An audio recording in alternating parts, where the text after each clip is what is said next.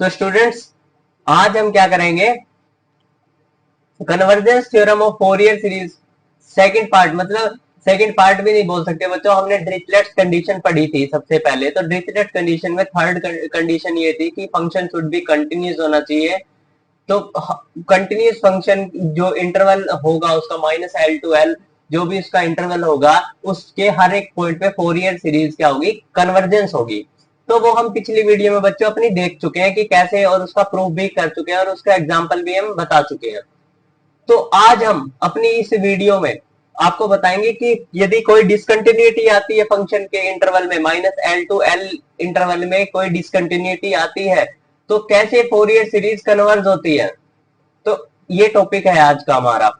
तो convergence theorem of Fourier series for discontinuous function, तो ये क्या बोलती है, सबसे पहले इसकी स्टेटमेंट पढ़ते हैं आप। Let f(x) and f(x) be a piecewise continuous function on the interval -L to L। मान लीजिए कि अपने पास कोई फंक्शन है f(x) और उसका डेरिवेटिव उस फंक्शन का पीस वाइज कंटिन्यूस है।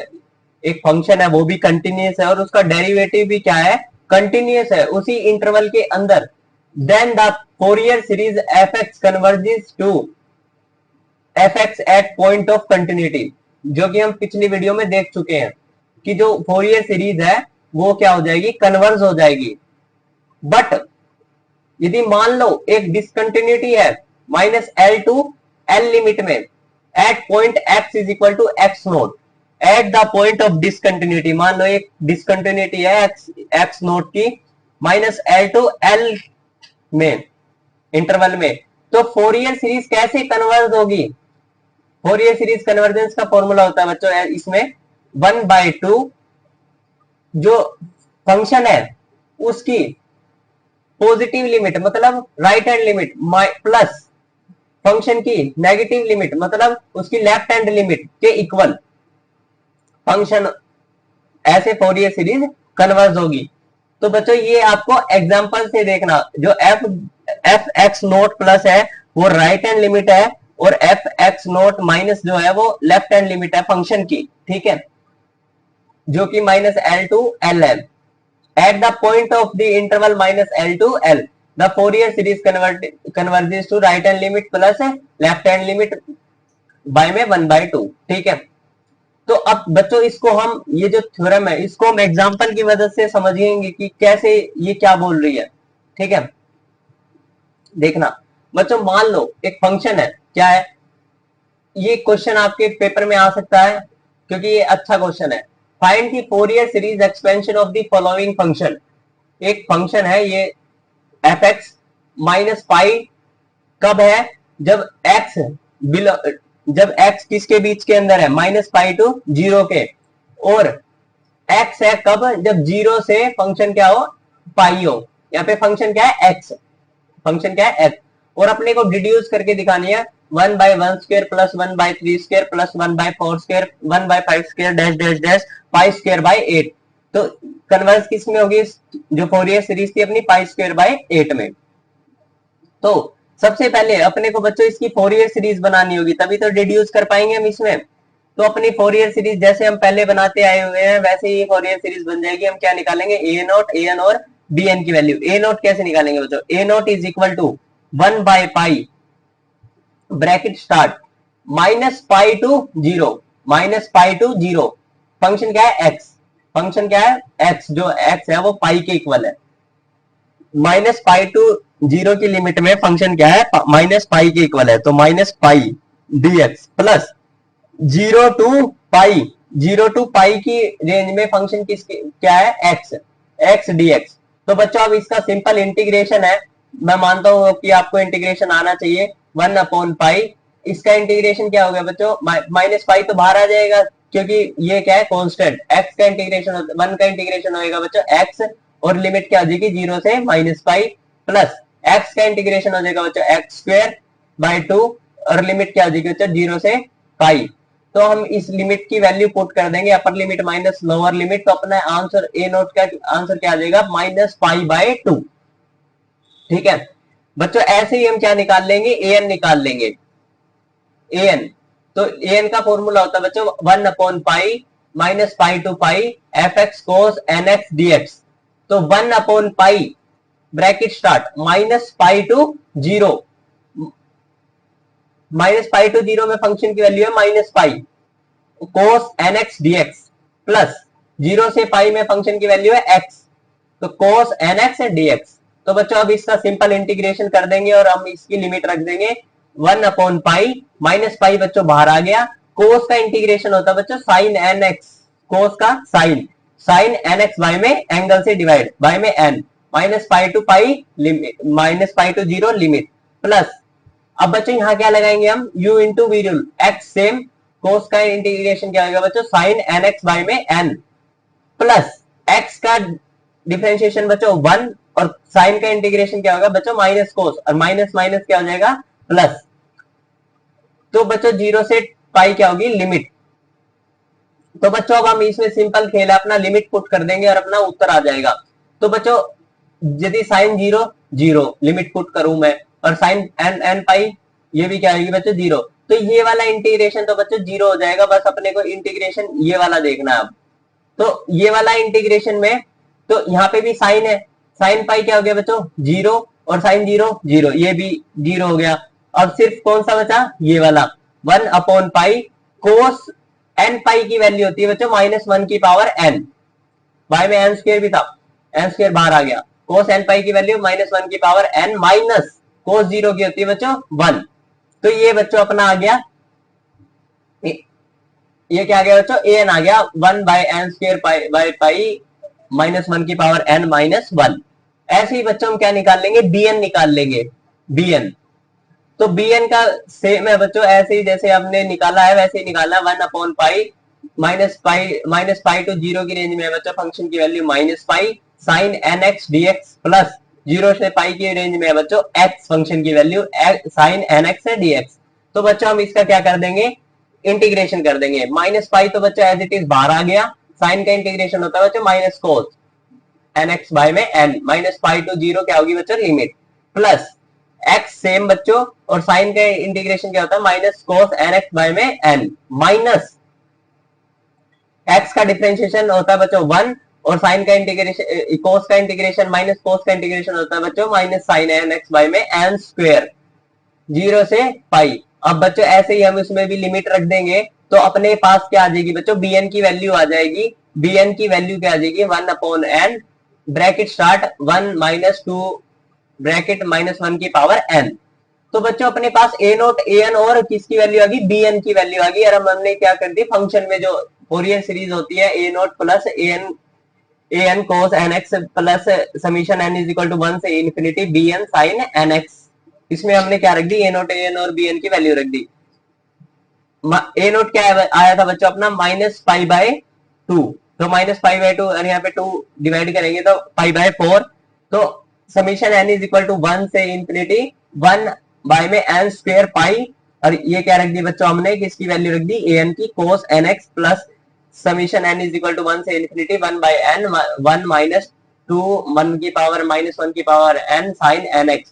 बच्चों ये आ गई अपनी फोरियर सीरीज। मेरा मेन मकसद था बच्चों आपको कन्वर्जेंस होते दिखाना कि फोरियर सीरीज कैसे कन्वर्ज होगी eight the point of discontinuity. तो बच्चों कैसे पॉइंट ऑफ डिसकंटिन्यूटी पे फोरियर सीरीज कन्वर्ज होती है देखना आप, कि अब देखना ये फंक्शन था जीरो पे क्या थी बच्चों -π लिमिट थी, और जीरो से मतलब जीरो से कम वैल्यू हो एक्स की तब तो क्या है बच्चों वैल्यू -π, और जीरो से जैसे ही थोड़ी सी बढ़ जाए तो वैल्यू क्या है बच्चों एक्स की ज्यादा, जीरो से कम हो तो -π और जीरो से ज्यादा हो तो +π। तो मतलब बच्चों एकदम से फंक्शन में क्या आ रहा है ब्रेक आ रहा है, मतलब जंप आ रहा है, एक डिसकंटिन्यूटी आ रही है। वो कौन से टाइप की है डिसकंटिन्यूटी जंप टाइप डिसकंटिन्यूटी, ठीक है। तो फोरियर सीरीज कैसे कन्वर्ट होती थी बच्चों, यदि हम जीरो से कम देखें फंक्शन की वैल्यू तो -π आ रही थी, और जीरो पर देखे जीरो से थोड़ी सी आगे देखे तो +π आ रही थी। तो इसकी वो वैल्यू क्या आ जाएगी बच्चों -π प्लस जीरो, -π प्लस जीरो। तो f0 पे वैल्यू क्या आ जाएगी फंक्शन की 1/2 left hand limit plus right hand limit -π plus zero. तो ये क्या आ गई बच्चों, -π/2 इसकी क्या आ गई, कैसे फोरियर सीरीज यहाँ पे f0 पे कन्वर्ट होती है, -π/2 से। तो f0 की वैल्यू क्या आ गई बच्चों, -π/2। अब हम इसमें वैल्यू पुट कर देंगे और यहाँ पे फंक्शन x की जगह क्या रखा, 0 तो sin 0, 0 तो ये वाली टर्म खत्म हो जाएगी, बची कौन सी, सिर्फ ये वाली। तो -π/4 summation n is equal to 1 से इंफिनिटी 1/n² पाई -1 की पावर n -1। तो बच्चों f0 की वैल्यू कैसे निकालनी है हमने, पॉइंट ऑफ डिसकंटिन्यूटी से। कैसे, जब यदि फंक्शन की लिमिट 0 से कम है तो वैल्यू क्या है फंक्शन की, -π। यदि 0 से ज्यादा है तो वैल्यू क्या है, 0। तो ऐसे ही बच्चों क्या आ गई अपनी f0 पे वैल्यू आ गई फंक्शन की, तो हमने f0 पे वैल्यू निकाल दी और ऐसे ही हमने ये फोरियर सीरीज क्या कर दी बच्चों, डिड्यूस कर दी। -π/4 -π/2 यहाँ पे जाके प्लस का हो जाएगा, तो ये क्या हो जाएगा π/4 और ये क्या बच गया बच्चों, 2 कॉमन ले लिया तो 1 का स्क्वायर, -2 कॉमन ले लिया, 1 का स्क्वायर प्लस 2 का 1 का 3 का स्क्वायर प्लस 1/1/5 का स्क्वायर। तो ये बच्चों अपनी ऐसे फोरियर सीरीज क्या होगी बच्चों, डिड्यूस होगी। आ गया बच्चों आपको कैसे फोरियर सीरीज कन्वर्ट होती है। तो एक और एग्जांपल देख लो, आपको उससे और अच्छे से समझ आ जाएगा। ठीक है बच्चों, तो देखना अब यहाँ पे फंक्शन की वैल्यू देखना बच्चों, -1 कब है, जब -π/2 रेंज है, और 0 कब है, जब -π/2 से π/2 है। 1 कब है, जब π/2 से पाई है। तो ये है बच्चों सीरीज क्या है, डिसकंटिन्यूटी इसमें क्या है, एक्स वैल्यू चेंज हो रही है बार बार। तो ए नोट निकालेंगे बच्चों, जैसे निकालते हैं ए नोट इज इक्वल टू 1/π -π/2 से -π से -π/2, यहाँ पे π/2 आएगा बच्चों, -π से -π/2 फंक्शन की वैल्यू है -1, तो ये लिख दिया बच्चों -1। और -π/2 से π/2 तक बच्चों फंक्शन की वैल्यू है 0, तो ये 0 प्लस 1/π -π/2 से पाई तक की वैल्यू है बच्चों, फंक्शन की वैल्यू है 1। तो बच्चों अब क्या करेंगे, हम इसका इंटीग्रेशन कर देंगे सिंपल। तो 1 का इंटीग्रेशन क्या हो जाएगा बच्चों, -x लिमिट क्या रख देंगे, -π से -π/2 प्लस 1/π, ये तो 0 ही हो जाएगा बच्चों, ये बचेगा 1/π, 1 का इंटीग्रेशन x तो π/2 से पाई। तो बच्चों ये क्या आ जाएगा, ए नोट क्या आ जाएगा बच्चों, अपना 0 आ जाएगा। तो और ऐसे ही हम an निकाल लेंगे, an -π से -π/2 से बच्चों फंक्शन की वैल्यू है -1 और π/2 से -π/2 से π/2 के बीच में वैल्यू 0 और π/2 से पाई तक के बीच में 1। तो कोस आ जाएगा, क्योंकि हम क्या निकाल रहे हैं an, क्योंकि फंक्शन का an का फॉर्मूला होता है 1/π -π to π fx cos nx dx। तो बच्चों अब क्या करेंगे, हम इसका 1/π कोस का इंटीग्रेशन कर देंगे -sin x n लिमिट रख देंगे, और इस कोस का इंटीग्रेशन कर देंगे -sin x में n लिमिट रख देंगे। तो आपको पता है बच्चों -π/2 से -π/2 के साइन की लिमिट हमेशा 0 होगी, तो यहाँ 0, ये भी इसका आंसर भी यहाँ भी 0 आएगा, तो bn भी क्या आ जाएगा बच्चों, 0 आ जाएगा। सिंपल सी बात है ये। यदि आपको इंटीग्रेशन देखना है तो देख लेना, ये आना चाहिए आपको। अब क्या निकाल लेंगे बच्चों, हम bn निकाल लेंगे, bn -π से -π/2 तक के बीच में बच्चों क्या थे, फंक्शन की वैल्यू -1 और 0 वाला तो 0 ही हो जाएगा, और π/2 से π तक के बीच में 1। तो अब बच्चों इसका इंटीग्रेशन कर देंगे, साइन का होता है बच्चों कोस, माइनस कोस, तो माइनस माइनस क्या हो जाएगा प्लस, तो कोस nx y में n -π से π/2 माइनस इसका क्या हो जाएगा बच्चों, माइनस कोस nx y में n, तो -π/2 से पाई। तो अब क्या कर देंगे बच्चों, हम लिमिट पुट कर देंगे, upper limit minus lower limit.